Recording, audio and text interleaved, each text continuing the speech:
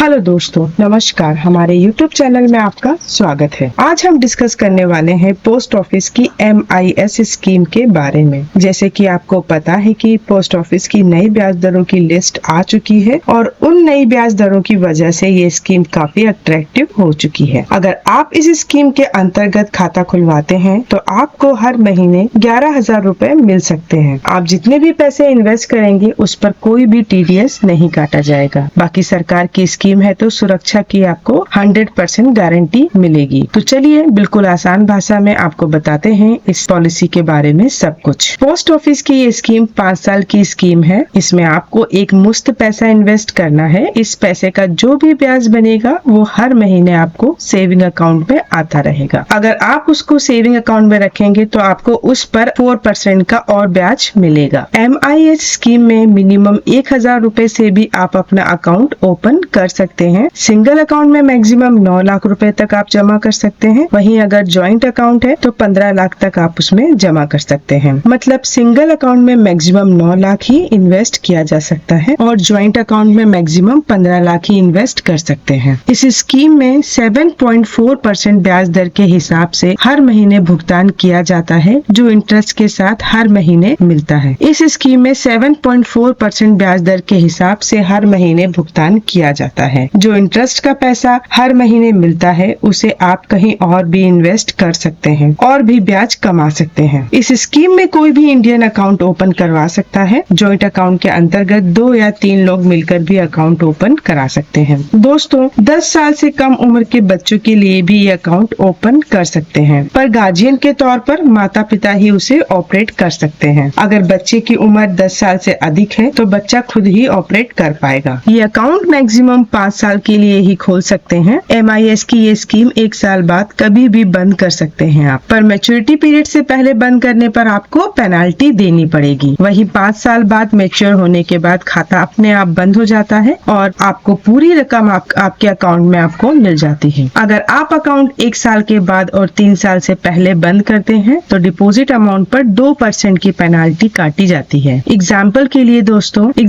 लिए अगर आप 5 लाख रुपए जमा किए हैं तो 2% पेनाल्टी आने की 10,000 रुपए काटे जाएंगे। अगर अकाउंट में 3 से 5 साल के बीच बंद करते हैं तो 1% की पेनाल्टी काटी जाएगी, यानी कि 5 लाख पर 5,000 रुपए काटे जाएंगे। पेनाल्टी काटे जाने के बाद बाकी रकम आपके खाते में ट्रांसफर कर दी जाएगी। तो दोस्तों, अब बात करते हैं कि MIS स्कीम में कितना जमा करने पर कितना महीना आपको मिलेगा। अगर आप 1 लाख रुपए जमा करते हैं तो आपको 617 रुपए महीना मिलेगा। अगर 2 लाख रुपए आप जमा करते हैं तो आपको 1233 रुपए महीना मिलेगा। अगर आप 3 लाख रुपए जमा करते हैं तो 1850 रुपए आपको मिलेगा। वहीं अगर आप 4 लाख रुपए जमा करते हैं तो 2,467 रुपए आपको महीना मिलेगा। वहीं अगर आप 5 लाख रुपए जमा करते हैं तो 3,083 रुपए महीना आपको मिलेगा। 6 लाख रुपए आप जमा करते हैं तो 3,700 रुपए महीना आपको मिलेगा। और वहीं आप 7 लाख रुपए जमा करते हैं तो 4,317 रुपए महीना आपको मिलेगा। 8 लाख रुपए जमा करने पर 4,933 रुपए महीना आपको मिलेगा।